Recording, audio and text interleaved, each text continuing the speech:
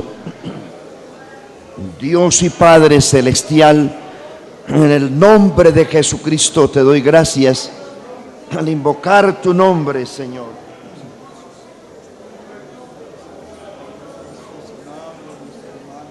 Ayuda al hermano Jorge, Señor, su esposa. Sánalo, Dios, que no queden secuelas en su cuerpo. Tú lo puedes hacer, Señor. En el nombre de Jesús, tú lo puedes hacer. Sanarlo completamente. Librarlo de cualquier enfermedad. Para tu gloria, Señor, te rogamos por él. En el nombre de Jesucristo. Amén. En el nombre de Jesucristo. Amén. Aleluya. Poder en el nombre de Jesús.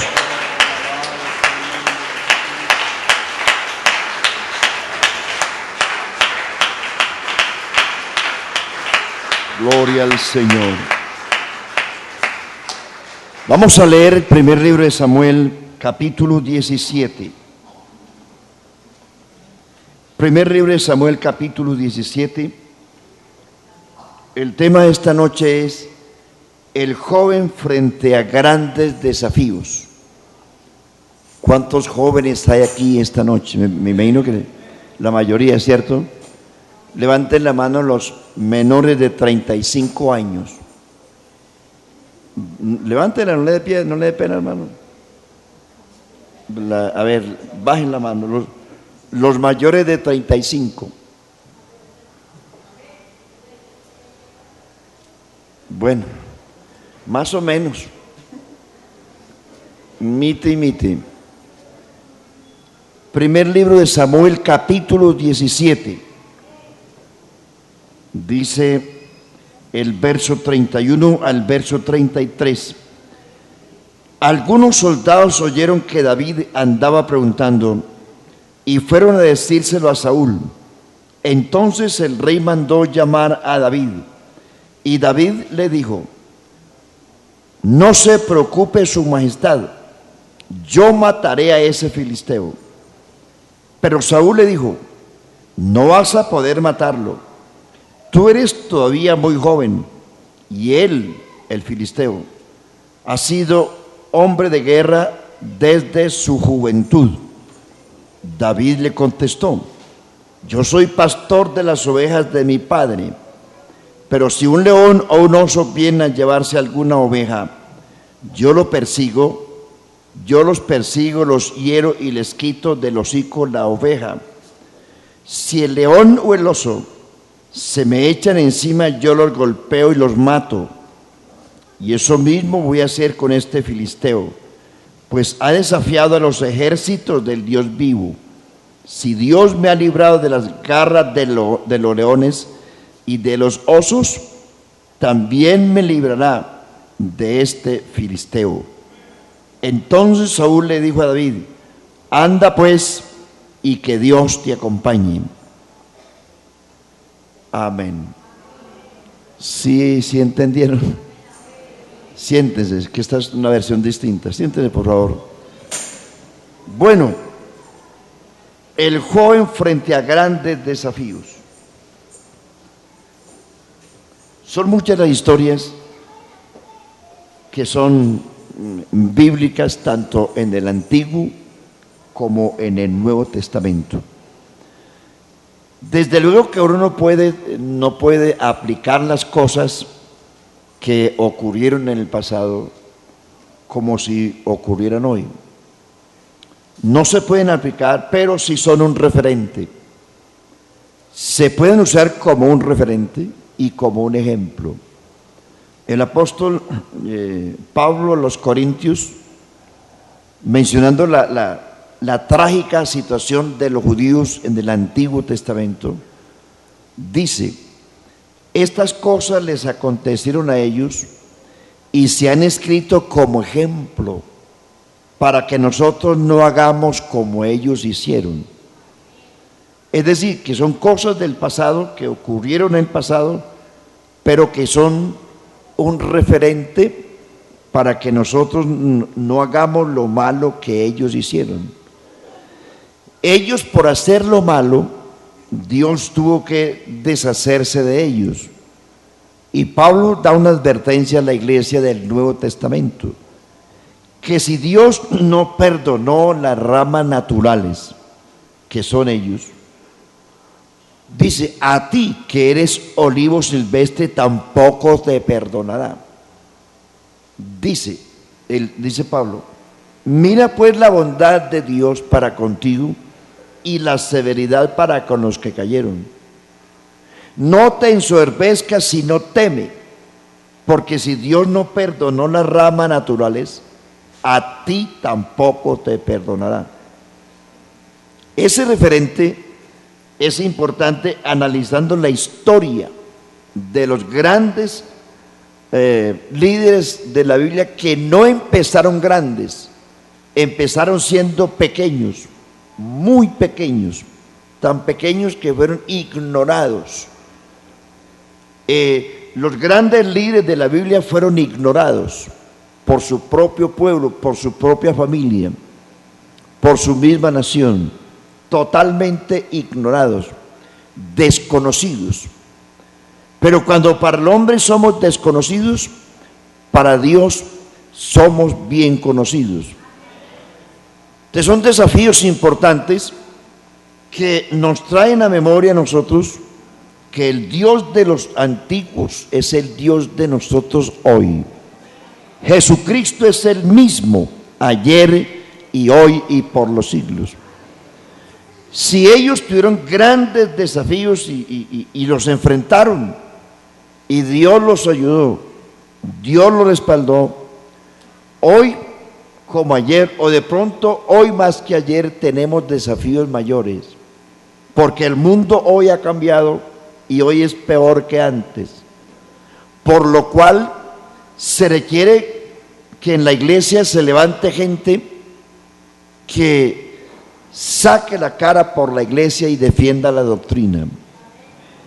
Y me perdonan los viejitos, Dios siempre ha utilizado jóvenes para ser grandes líderes en la Biblia. Grandes. Dios empezó a usar a David de 17 años. Hubo en la Biblia un hombre, un muchacho que comenzó a reinar desde los 8 años. Otro comenzó a reinar desde los 12 años. Y dice la Biblia que Dios estaba con ellos. A Dios no le importa la jerarquía o la edad, sino en que una persona se disponga a hacer algo y a servir a Dios. ¿Desde qué momento Dios empezó a usar a Samuel? Desde niño. Desde que Samuel, aún sin empezar a conocer, a detectar la voz de Dios, Dios empezó a llamarlo, porque Dios tenía un propósito. Y lo que hemos dicho en estos días, hermanos, Dios tiene un propósito con cada uno de nosotros. Dios lo tiene. Si Dios no lo tuviera con usted, no lo hubiera llamado a usted, hubiera llamado a otro. Claro, usted no era exclusivo ni es el único. Si Dios lo llamó es porque Dios tiene con usted un propósito. No sé qué propósito, Dios lo sabe. Lo que a Dios le gusta es que alguien se acepte el desafío y los retos que tiene la vida. La vida tiene desafíos, tiene retos, y nosotros tenemos que aceptarlos en el nombre del Señor. Este muchacho David es un ejemplo, y otros que empezaron a ser grandes desde pequeños. Grandes desde pequeños, aún desde su adolescencia empezaron a ser grandes, porque le creyeron a Dios. Y cuando uno le cree a Dios, Dios le pone sus ojos, porque si algo honra a Dios es que alguien le crea. Si algo lo honra a usted, es que usted escuche de su vecino, de su hijo, de su esposa, de su esposo: yo le creo a usted porque ha sido un hombre de verdad. Si alguien le dice a usted: bueno, hombre, esto es difícil, pero usted es un hombre de palabra, le creo. Esa simple expresión a usted lo honra, ¿cierto? Le creo. Si usted lo dice, se lo creo. Eso lo honra. Y cuando nosotros hacemos las cosas creyéndole a Dios, lo estamos honrando. Le estamos diciendo: Señor, yo te creo porque tú eres fiel. Yo te creo y mi palabra honra a Dios. Eso es lo que glorifica a Dios, cuando alguien le cree. ¿Por qué la Biblia dice que Abraham dice que con todo lo que las dificultades que Abraham tenía, dice que se fortaleció dando gloria a Dios? ¿En qué consistió la gloria que Abraham le dio a Dios? En que le creyó. Varias veces Dios le pidió, le ordenó. La primera vez le dijo: vete de tu tierra y de tu parentela a una tierra que yo te mostraré. Y dice la Biblia que Abraham le creyó a Dios, tomó su rumbo a tierra de Canaán, emprendió su viaje y allí llegó porque le creyó a Dios. Y cuando Abraham ya estaba en tierra desconocida para él, dice que Dios se le apareció y le dice: Abraham, anda delante de mí y sé perfecto, y te bendeciré y serás bendición. Haré de ti una gran nación, saldrán de tus lomos reyes y príncipes, y tu generación será como las estrellas del cielo en multitud. Y dice, cuando Dios iba a destruir a Sodoma y a Gomorra, Dios dice: encubriré lo que voy a hacer a Abraham, habiendo de ser Abraham el padre de la nación, porque yo sé que después de él enviará a sus hijos que guarden mi palabra. Le voy a decir le voy a decir a Abraham lo que voy a hacer, no se lo voy a encubrir, porque yo sé que Abraham le va a decir a sus hijos que guarden el mandamiento del Señor. Eso honra a Dios. Y usted sabe la situación de Abraham, un cuerpo ya casi muerto, dice la Biblia, y su esposa estéril y también ya casi muerta. Sin embargo, dice la Biblia que Abraham se fortaleció dando gloria a Dios, porque él creyó que era más poderoso quien se lo había prometido. Por tanto, hermanos, nosotros no somos los de menos. Hoy tenemos la unción del Espíritu, porque el Espíritu está en la iglesia, vino a la iglesia, se quedó en la iglesia y está aquí. Usted tiene que creerse a Dios, Dios está aquí. Si usted quiere lo puede sentir, porque Él se siente, Él vive, Jesús vive y vive en la iglesia. Gloria a Dios, vive en la iglesia. No se quede así, hermano, no se resigne con lo que es, no se resigne con la vida espiritual que tiene. Usted puede más. No se resigne con lo que tiene materialmente, usted puede más. El Dios que usted tiene quiere darle más. No se resigne. Hay poder en el nombre del Señor. El Dios que usted tiene no es un muñeco. Él tiene más. Él tiene abundancia de bendición espiritual y material. No se resigne con lo que es. Avance, créale. Él puede hacerlo. Usted un hombre sabio, fuerte, inteligente, guerrero. Hoy no tenemos espadas ni lanzas para pelear, pero tenemos el nombre de Jesucristo, que es la mejor arma que puede tener la iglesia. Torre fuerte es el nombre del Señor. A Él correrá el justo y será levantado. El referente de este muchacho, que tenía 17 años. Usted sabe la historia, aquí se ha predicado mucho de ello, se ha dicho mucho.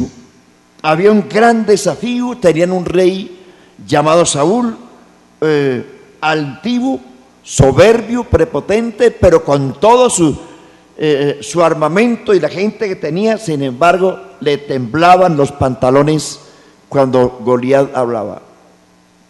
Porque la fuerza no es porque usted sea grande ni por los cartones que tenga. Lo que a usted lo hace grande es el poder de Dios en su vida y que usted le tema a Dios. Nosotros con Cristo somos más que vencedores.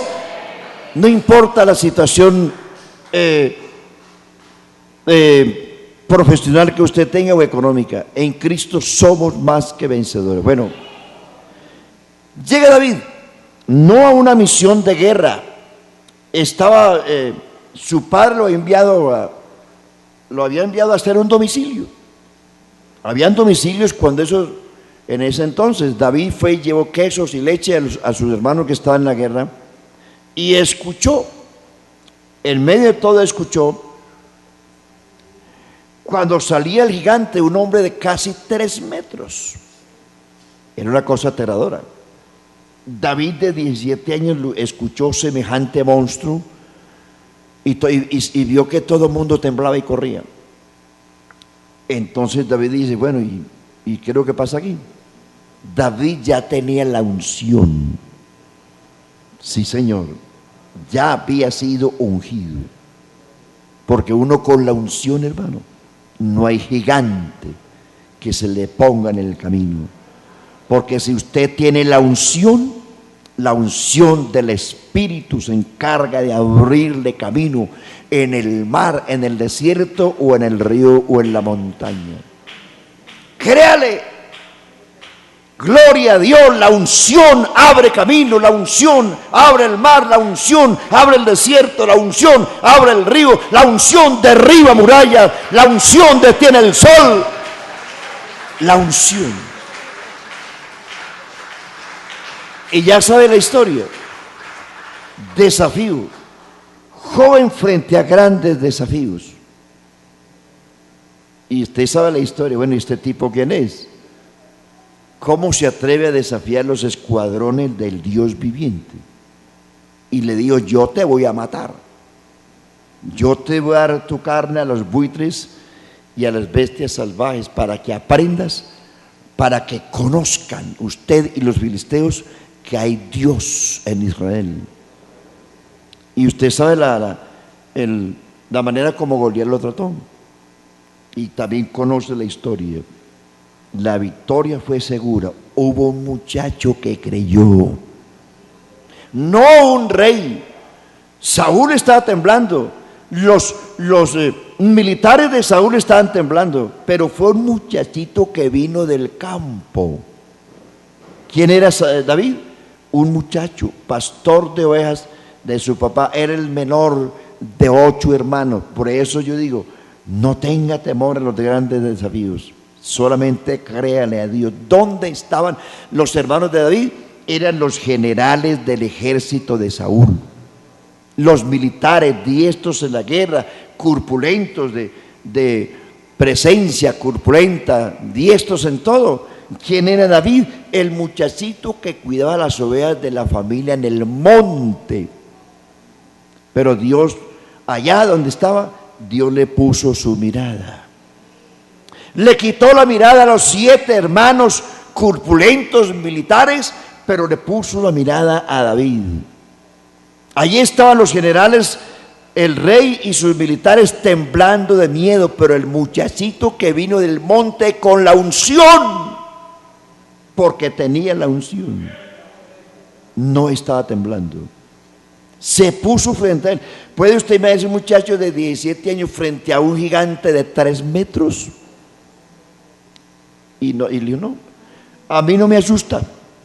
A mí no me asusta. Usted viene contra mí con espada, lanza, jabalina, ejército, pero yo voy a ti en el nombre del Señor,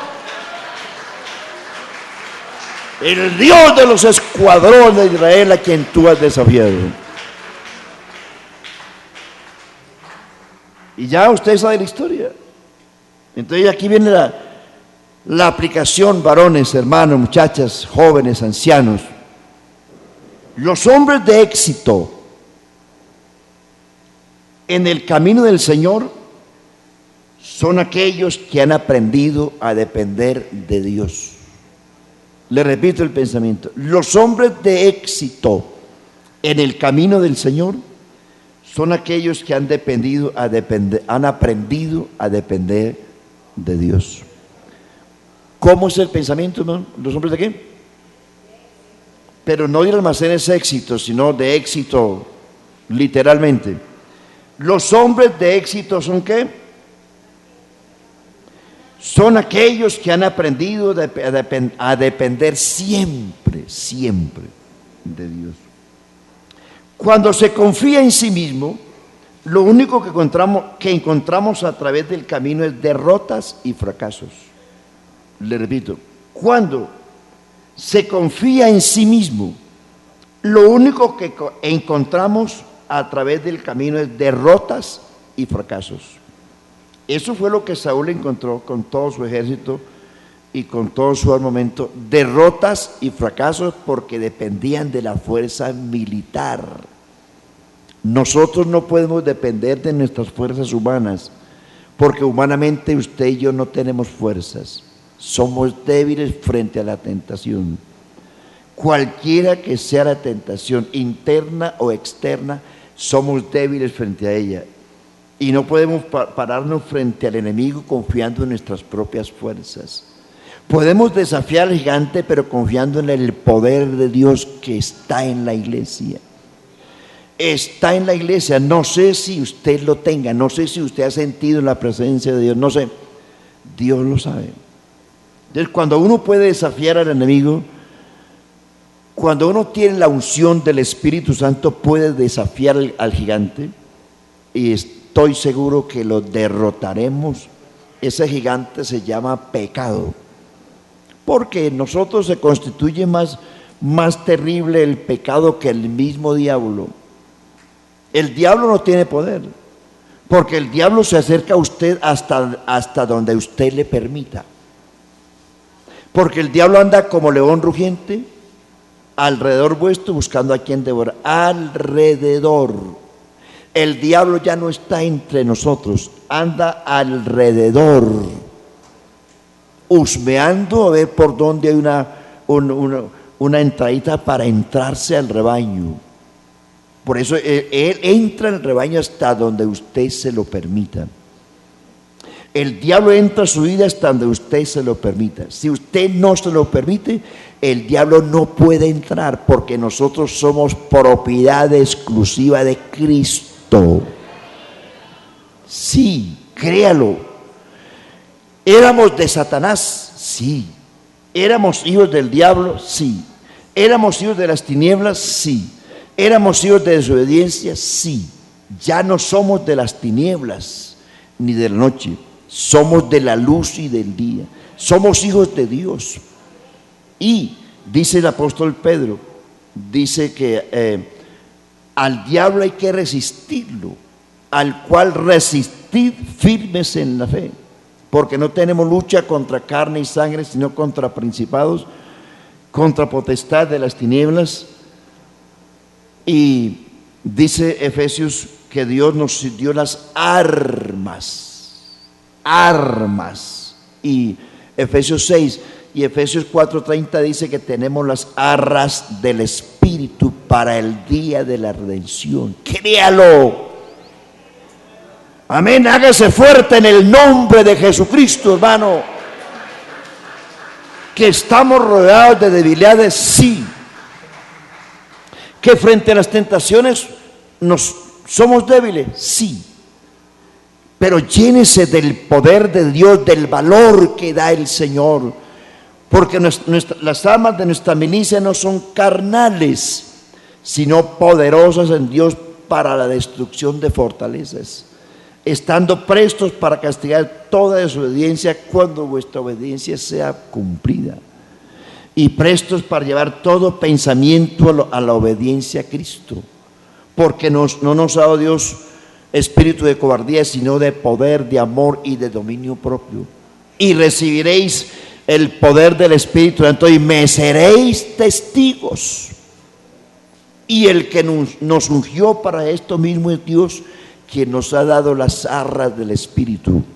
Somos fuertes en el nombre del Señor, hermano, créalo. no se amilane ante nada, ni ante el sexo, ni ante Dalila. Por muchas Dalilas que lo rodean a usted, crea que el poder de Dios es más grande que 50,000 Dalilas. Que Dios lo puede guardar, sí lo puede guardar. Lo que Dios pide es huye de las pasiones juveniles.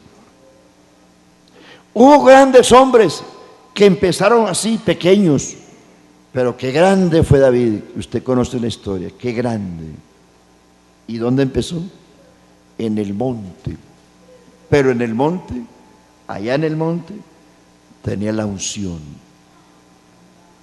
Gloria al Señor. ¿Cuál es el primer pensamiento que dije al comienzo? Los hombres de éxito en el camino del Señor son aquellos que han aprendido a depender siempre de Dios. ¿Qué fue lo que David dijo? Tú vienes a mí con espada, pero yo voy a ti en el nombre del Señor. Usted solo no puede luchar, pero en Cristo sí podemos desafiar al gigante. Consejos de Salomón, escuchen jóvenes. Proverbios 3:6 dice: reconócelo en todos tus caminos y Él enderezará tus veredas. Proverbios 3:7: no seas sabio en tu propia opinión, teme al Señor, apártate del mal. Proverbios 3:23: entonces andarás por tu camino confiadamente. Gloria al Señor Jesucristo. Dice el Salmo 125: los que confían en el Señor son como el monte de Sión, que no se mueve, sino que permanece para siempre. El Salmo 16:8 dice: al Señor he puesto delante de mí, por tanto no temeré mal alguno. El Salmo 27 dice: el Señor es mi luz y mi salvación, ¿de quién temeré? El Señor es la fortaleza de mi vida, ¿de quién he de atemorizarme? Cuando se juntaron contra mí los malignos para comer mis carnes, ellos tropezaron y cayeron. Aunque un ejército acampe contra mí, no temerá mal alguno, porque tú estarás conmigo. Gloria al Señor. Porque una cosa he demandado al Señor, esta buscaré: que esté yo en la casa del Señor todos los días de mi vida, para contemplar la hermosura del Señor y para inquirir en su templo. Porque Él me esconderá en su tabernáculo en el día del mal, y sobre una roca me pondrá en alto. Y el Salmo 84 dice: cuán amables son tus moradas, oh Señor de los ejércitos. Anhela mi alma y ahora ardientemente desea los atrios del Señor. Mi corazón y mi carne cantan al Dios vivo. Y termina el Salmo diciendo: porque sol y escudo es el Señor Dios, gracia y gloria dará el Señor, no quitará el bien a los que andan en integridad. Y volviendo al Salmo 27, versos 10 y 12, dice: aunque mi padre y mi madre me dejaran, con todo el Señor me recogerá. No importa que estés solo, amén, que no tengas papá ni mamá, que no tengas esposo o esposa, o él se fue o ella se fue, yo qué sé, cualquiera que se haya ido, es problema del que se haya ido.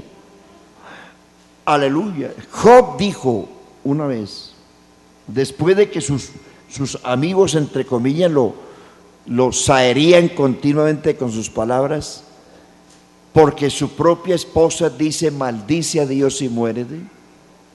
Entonces Job dijo: aunque Él me matare, en Él esperaré. Y Job le responde: mire, cuando uno conoce a Cristo, hermano, mire, una de las cosas que hace que los cristianos se aparten del evangelio, uno, es la falta de conocimiento. Muchachos, cuando uno conoce a Cristo, no se aparta de Cristo jamás. Yo tengo el honor y la bendición de decir, desde los 17 años conozco al Señor.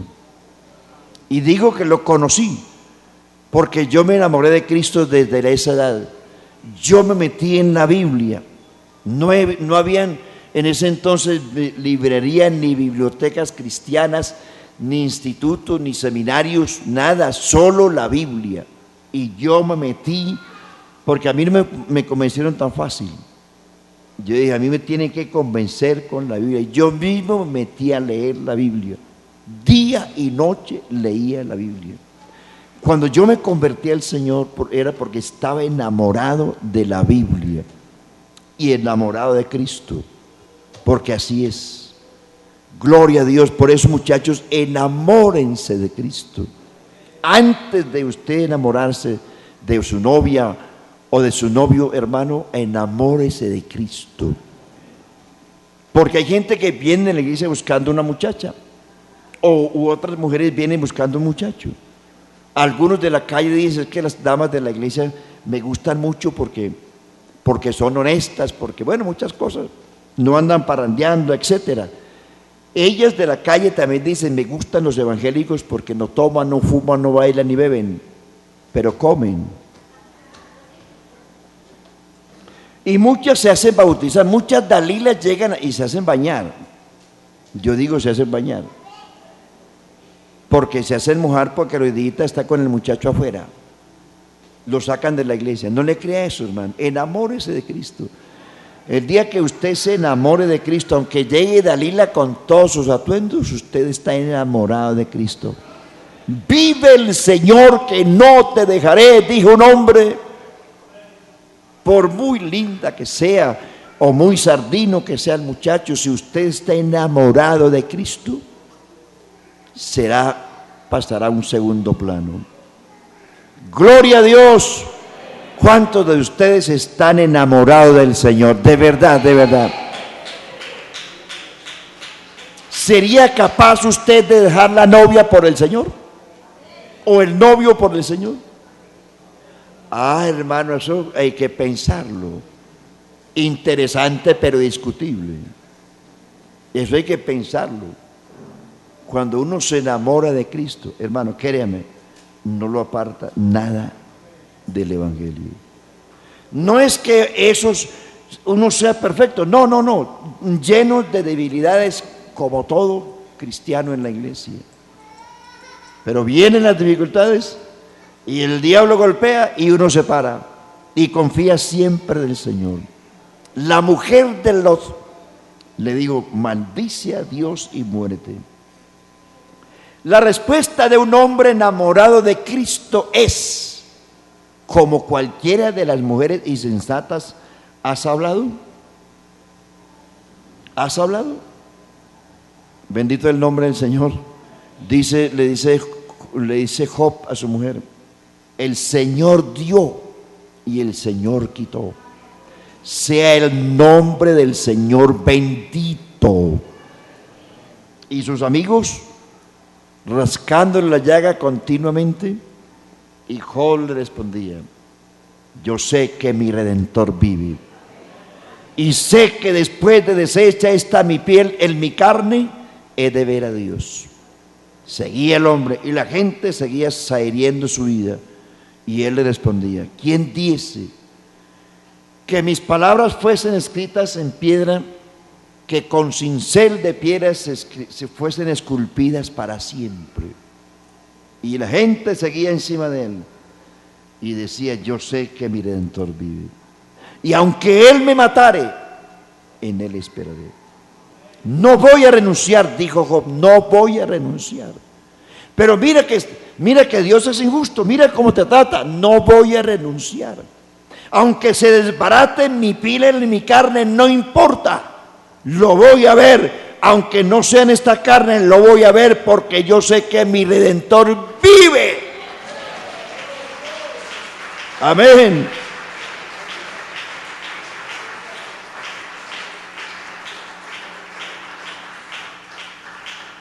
Los grandes desafíos de la juventud que usted tiene, hermano, no va a ser tan fácil la administración de la iglesia en el futuro. cada día es más difícil, cada día hay más libertinaje, hay más falsa doctrina, cada día resultan más anticristos y más apostasía. A ustedes los jóvenes que van a administrar la iglesia mañana les va a tocar más duro.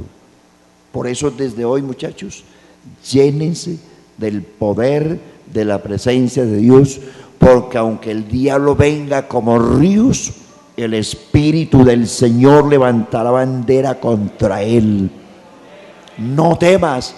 Dios ha guardado esta iglesia 2000 años en medio de persecución de los grandes imperios, en medio de 1200 años de oscurantismo del papado romano. Dios guardó un remanente fiel, y este es el resultado de la iglesia de hoy, es el resultado del remanente que Dios guardó por 1200 años del papado romano. Hasta hace 40 años la iglesia católica se ufanaba de que el 95% de ellos eran católicos en Latinoamérica. Ayer le dieron palo a eso, diciendo que después de 40 años ya no es así. Ellos eran el 95% de feligreses, y hoy ya son el 69%. O sea que la misma prensa inconversa dicen que el 31% de los latinoamericanos ya son evangélicos protestantes. Se les acabó el imperio, se les acabó el reinado, porque el que reina es Cristo y la verdad. ¡Aleluya! ¡Que viva Cristo, hermanos! ¡Que viva el evangelio! ¡Aleluya! Dice, Israel preguntó estas palabras. En un salmo dice: el mar lo vio y huyó. El Jordán, cuando lo vio, se volvió atrás. Y se pregunta: ¿qué viste, oh mar, que huiste? Y tú, oh Jordán, que te volviste atrás. Y ellos respondieron: es que a la presencia de Dios tiembla la tierra. Jóvenes, no se desanime. Quizás diga usted: no más, no aguanto más, no resisto más, estoy encerrado. Vean lo que hizo Dios cuando Israel estuvo encerrado, acorralado. Atrás venían los egipcios y delante estaba el mar rojo. ¿Qué fue lo que Dios hizo? Abrió el mar rojo y les abrió camino. Cuando ellos iban a tomar la tierra prometida, se les atravesó el Jordán. ¿Y qué fue lo que Dios hizo con el Jordán? Lo abrió, lo detuvo. Y dice, aunque el Jordán era tiempo de invierno, estaba desbordado por las orillas, sin embargo Dios lo detuvo. Y cuando pasaron la tierra prometida, se encontraron con las murallas de Jericó, que les impedían penetrar la tierra prometida. ¿Qué hizo Dios?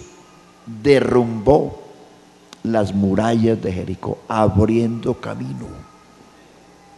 Y cuando hubo una pelea fuerte de Josué en el capítulo 10 del libro de Josué, que la noche para ellos era su peor enemigo, Josué se para frente al sol y le da una orden, y el sol se detuvo y la luna también. Y fueron derrotados los enemigos. Hermano, es que su problema es tan grande.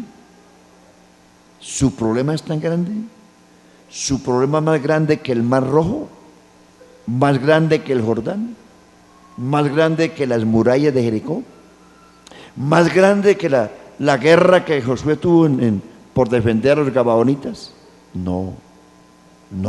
Y aunque fuera más grande, y de pronto sí fue más grande, el problema suyo y el mío era más grande. El problema suyo y mío era el infierno, pero Cristo abrió camino en el infierno. Cristo abrió camino en la tumba. Cristo abrió camino en el infierno, y Cristo dejó el camino abierto hacia el cielo, y tenemos un camino vivo nuevo y vivo a través del velo de su carne. Tenemos entrada libre al trono de la gracia, donde hallar misericordia y oportuno socorro en los momentos difíciles de la vida. Siempre hay una salida. No se encierre, joven, hay una salida. No importa que sea problemas, tentaciones de la carne, problemas de familia, sentimentales, de trabajo, de empleo, de estudio. Dios tiene un camino. Dios tiene, pero hay que creerle. De la mano de Jesús, sigo yo. Delante de esta iglesia va uno abriendo camino y derribando barreras. Le repito, adelante de esta iglesia va uno abriendo camino y derribando barreras. Cuando se camina de la mano de Jesús, son más los triunfos que las derrotas. Cuando se camina de la mano de Jesús, son más los triunfos que las derrotas. Jesús dijo: permanezcan en mí, porque separados de mí nada pueden hacer. Solo de la mano de Jesús, muchachos, podemos vencer sobre el mal y el maligno. Venceremos sobre todo y el maligno no nos toca. El que está con nosotros es más poderoso que el que está en el mundo. De la mano de Jesús podremos aceptar los grandes desafíos. Amén. La vida de Daniel la conocen ustedes. Mire, 1. Daniel fue llevado cautivo a Babilonia en tierra extraña siendo un adolescente. 2. Su compromiso personal con Dios, permaneció firme. Era un adolescente. Los jóvenes también pueden ser fieles a Dios bajo cualquier circunstancia. Pero hermano, es que usted no sabe cómo es la vida. No, yo sé cómo es la vida. Yo sé que es ser soltero en el Evangelio. Y yo sé que no es fácil. Pero de la mano de Jesús somos más que vencedores. Yo sé que somos rodeados de tentaciones por doquier, pero de la mano de Jesús lo lograremos. No que seamos guapos ni valientes,